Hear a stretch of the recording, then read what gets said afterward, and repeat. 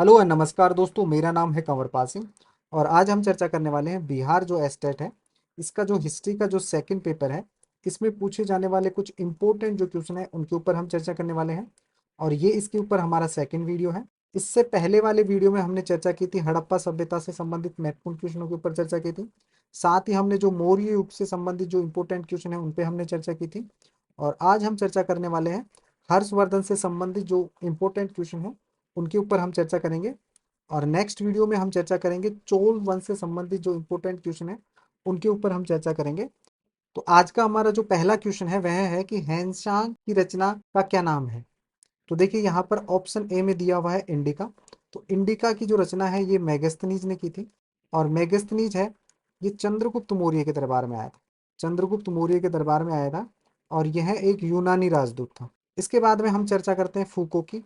तो देखिए फूको की जो रचना की थी यह की थी फायान ने। यह एक चीनी यात्री था और यह आया था, गुप्त शासक था चंद्रगुप्त द्वितीय, उसके शासनकाल में आया था। उसके बाद में हम चर्चा करते हैं सीयूकी की। तो देखिए सीयूकी की रचना की थी हैनशांग ने। हैनशांग भी एक चीनी यात्री था और ये आया था हर्षवर्धन के शासनकाल में। हर्षवर्धन के शासनकाल में आया था। तो इस क्वेश्चन का जो राइट आंसर हो जाएगा वह हो जाएगा ऑप्शन सी। नेक्स्ट क्वेश्चन है हैनशांग की भारत यात्रा के समय सूती कपड़ों के उत्पादन के लिए सबसे प्रसिद्ध नगर कौन था। तो देखिए हैनशांग ने जो भारत की यात्रा की थी यह की थी 629 ईस्वी से लेकर 644 ईस्वी के मध्य में। और यह लगभग 15 वर्षों तक भारत में रहा था। और उस समय यदि हम बात करें सूती कपड़ों के उत्पादन के लिए जो प्रसिद्ध नगर था वह था मथुरा। तो इस क्वेश्चन का जो राइट आंसर हो जाएगा वह हो जाएगा ऑप्शन बी। नेक्स्ट क्वेश्चन है हमारा हर्षवर्धन गद्दी पर कब बैठा। तो देखिए हर्षवर्धन है ये गद्दी पर बैठा था 606 ईस्वी में। हर्षवर्धन के जो पिताजी थे इनका नाम था प्रभाकर वर्धन था। प्रभाकर वर्धन था।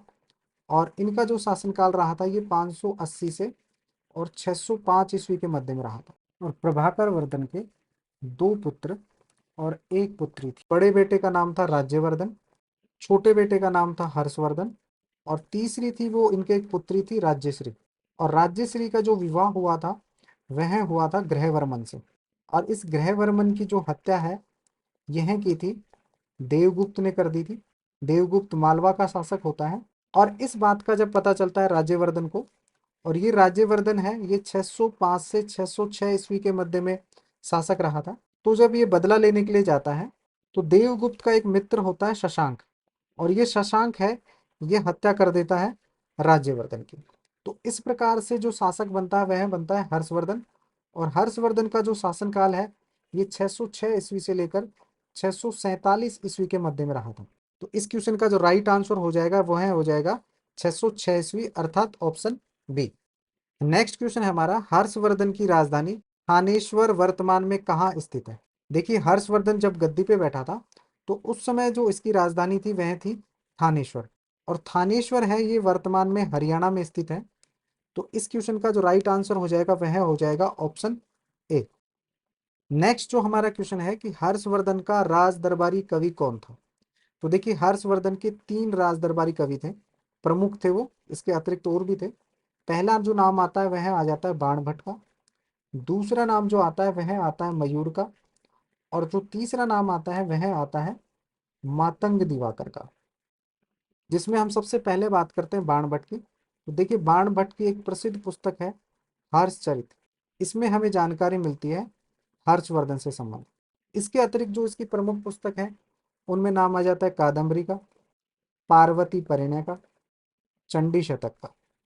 ये जो पुस्तकें हैं बाणभट्ट की हर्षचरित, कादम्बरी, पार्वती परिणय और चंडी शतक, ये काफी फेमस पुस्तक है। अब हम बात करते हैं मयूर की।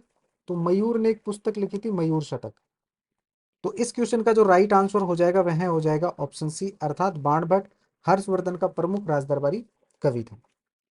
नेक्स्ट क्वेश्चन है हर्षवर्धन और पुलकेशिन द्वितीय के मध्य संघर्ष की जानकारी हमें कहां से प्राप्त होती है। देखिए हर्षवर्धन और पुलकेशिन द्वितीय के मध्य में जो संघर्ष हुआ था वह हुआ था 634 ईस्वी में। और इसकी जो जानकारी मिलती है वह मिलती है हमें ऐहोल अभिलेख से मिलती है। इस क्वेश्चन का जो राइट आंसर हो जाएगा वह हो जाएगा ऑप्शन सी। और इस युद्ध में जो विजय हुई थी वह हुई थी पुलकेशिन द्वितीय की। नेक्स्ट क्वेश्चन है हमारा हर्षवर्धन अपनी धार्मिक सभा का आयोजन कहाँ किया करता था। देखिए हर्षवर्धन है, ये अपनी धार्मिक सभा का आयोजन किया करता था प्रयाग में। और ये जो धार्मिक सभाएं हैं, ये प्रत्येक 5वें वर्ष में आयोजित की जाती थी। और इसकी जो छठी धार्मिक सभा थी, इसमें जो प्रसिद्ध चीनी यात्री था हेनशांग, उसने हिस्सा लिया था। तो इस क्वेश्चन का जो राइट आंसर हो जाएगा वह हो जाएगा ऑप्शन ए, अर्थात प्रयाग में। नेक्स्ट क्वेश्चन है, हर्ष ने अपनी राजधानी थानेश्वर से कहाँ स्थानांतरित की। देखिए हर्ष जब गद्दी पे बैठा था, तो उस समय इसकी राजधानी थी थानेश्वर। लेकिन गद्दी पे बैठने के पश्चात इसने जो अपनी राजधानी स्थापित कर ली थी, वह कर ली थी कन्नौज में। तो इस क्वेश्चन का जो राइट आंसर हो जाएगा वह हो जाएगा ऑप्शन डी। नेक्स्ट जो क्वेश्चन है हमारा, सकल उत्तरापथ नाथ किसे कहा गया है। देखिए हर्षवर्धन को दक्षिण भारत के जो अभिलेख हैं, उनमें कहा गया है सकल उत्तरापथ। सकल उत्तरापथ कहा गया है। और जब हर्षवर्धन गद्दी पे बैठता है, तो वह बैठता है शिलादित्य के नाम से। इसके अतिरिक्त हर्षवर्धन की जो दानशीलता है, उसकी वजह से इसे भारतीय हातिम भी कहा जाता है। तो इस प्रकार से हर्षवर्धन की 3 उपाधियां हो गई।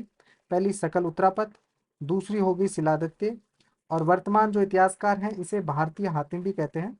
तो इस प्रकार से इस क्वेश्चन का जो राइट आंसर हो जाएगा वह हो जाएगा ऑप्शन ए, अर्थात हर्षवर्धन को।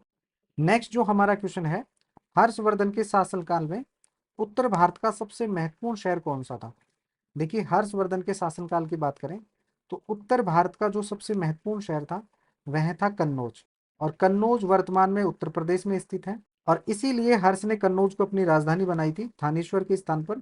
तो इस क्वेश्चन का जो राइट आंसर हो जाएगा वह हो जाएगा ऑप्शन ए। नेक्स्ट क्वेश्चन है हमारा, सर्वप्रथम हर्षवर्धन ने कन्नौज में बौद्ध धर्म सभा का जो आयोजन किया था, ये कब किया था।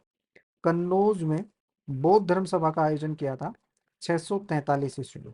और इसके पीछे इसका उद्देश्य था बौद्ध धर्म की महायान शाखा का प्रचार प्रसार करना। इसके अतिरिक्त जो चीनी यात्री था हेनशांग, उसका सम्मान कर, क्योंकि हर्षवर्धन शोम्बी जो बौद्ध धर्म की महायान शाखा थी, इसका अनुयायी था। तो इस क्वेश्चन का जो राइट आंसर हो जाएगा वह हो जाएगा ऑप्शन बी, अर्थात 643 ईस्वी में। नेक्स्ट क्वेश्चन हमारा, बंगाल का कौन सा शासक हर्ष के समकालीन था। तो देखिए यहाँ पर जो 3 शासक दिए हुए हैं, ये तीनों ही हर्ष के समकालीन थे। लेकिन देवगुप्त था, ये तो मालवा का शासक था। और जो गौड़ शासक शशांक था, ये बंगाल का शासक था। इस प्रकार से इस क्वेश्चन का जो राइट आंसर हो जाएगा वह हो जाएगा ऑप्शन ए।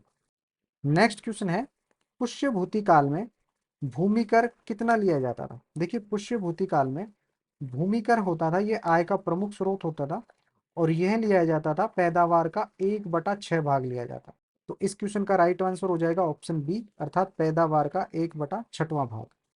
नेक्स्ट क्वेश्चन हमारा, कुंभ मेले का शुभारंभ किसने किया था। देखिए जो प्रसिद्ध कुंभ मेला है, इसका जो शुभारंभ किया था यह भी हर्षवर्धन के द्वारा किया गया था। तो इसलिए इस क्वेश्चन का जो राइट आंसर हो जाएगा वह हो जाएगा ऑप्शन ए। नेक्स्ट क्वेश्चन है, हर्षवर्धन निम्नलिखित में से कौन सी पुस्तक की रचना की थी। देखिए हर्षवर्धन शोम्बी संस्कृत का एक बहुत बड़ा विद्वान था। और इसके द्वारा 3 पुस्तकों की रचना की गई थी। पहली जो पुस्तक थी वह थी रत्नावली। दूसरी पुस्तक की रचना की थी इसने प्रियदर्शिका की। और तीसरी जो इसकी फेमस पुस्तक थी वह थी नागानंद। इसलिए इस क्वेश्चन का जो राइट आंसर हो जाएगा वह हो जाएगा ऑप्शन डी, अर्थात उपयुक्त सभी।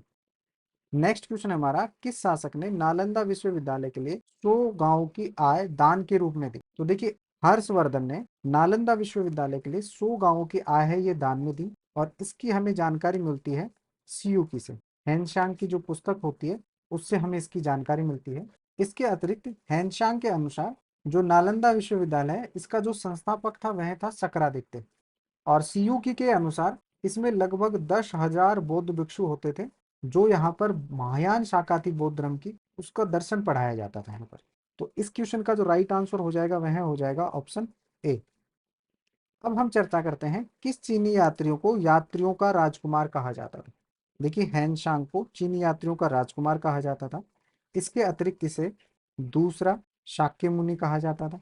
इसे नीति शास्त्र का विद्वान भी कहा जाता था। और हैनशांग ने जो अपनी पढ़ाई की थी ये नालंदा विश्वविद्यालय में की थी।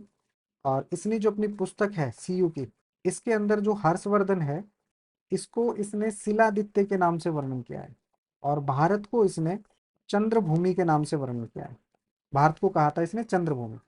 तो इस क्वेश्चन का जो राइट आंसर हो जाएगा वह हो जाएगा ऑप्शन ए, अर्थात हैनशांग।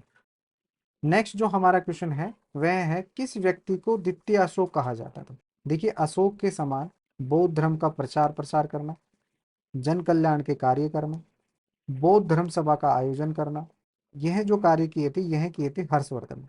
तो इसीलिए हर्षवर्धन को द्वितीय अशोक कहा जाता है। तो इस क्वेश्चन का जो राइट आंसर हो जाएगा वह हो जाएगा ऑप्शन ए। नेक्स्ट जो हमारा क्वेश्चन है किस अभिलेख में हर्षवर्धन को परमेश्वर कहा है। देखिए, हर्षवर्धन की जो हमें जानकारियां मिलती हैं, हर्षवर्धन की जो जानकारी के स्रोतों की बात करें, एक तो हो जाती है सीओ की जो पुस्तक थी हैंशांग। दूसरे नंबर पे आ जाता है हर्षचरित, इसकी रचना की थी बाणभट्ट ने। तीसरा आ जाता है भिटोर से प्राप्त एक मुद्रा होती है वह आ जाती है। और चौथा आ जाता है मधुबन और जो बांसखेड़ा अभिलेख होते हैं। तो ये जो है ये हर्षवर्धन से संबंधित ऐतिहासिक स्रोत है। और यहाँ पर हम चर्चा कर रहे हैं कि किस अभिलेख में हर्षवर्धन को परमेश्वर की उपाधि प्रदान की गई थी। तो हर्षवर्धन को जो परमेश्वर कहा था यह कहा था मधुबन जो बांसखेड़ा अभिलेख है उसमें कहा गया था। तो इस क्वेश्चन का जो राइट आंसर हो जाएगा वह हो जाएगा ऑप्शन ए। नेक्स्ट जो हमारा क्वेश्चन है वह है अंतिम बौद्ध राजा कौन था जो संस्कृत का महान विद्वान था। तो देखिए, अंतिम बौद्ध राजा जो संस्कृत का महान विद्वान था वह था हर्षवर्धन। और इसने 3 पुस्तकें भी लिखी थी, रत्नावली, दूसरी थी प्रियदर्शिका और तीसरी थी नागानंद। तो इस प्रकार से इस क्वेश्चन का जो राइट आंसर हो जाएगा वह हो जाएगा हर्षवर्धन। तो इस वीडियो में हमने देखा हर्षवर्धन से संबंधित जो भी इंपॉर्टेंट क्वेश्चन थे उनकी चर्चा की। और ये वीडियो है कि जो बिहार एस्टेट है उसमें जो हिस्ट्री का सेकंड पेपर है उसमें परीक्षा में पूछे जाने वाले इंपॉर्टेंट क्वेश्चन थे उन पे हमने चर्चा की थी। नेक्स्ट वीडियो में हम चर्चा करेंगे चोल वंश से संबंधित जो इंपॉर्टेंट क्वेश्चन है उन पे हम चर्चा करेंगे। यदि ये वीडियो आपको अच्छा लगा तो हमारे चैनल को लाइक शेयर और सब्सक्राइब करें। Thank you.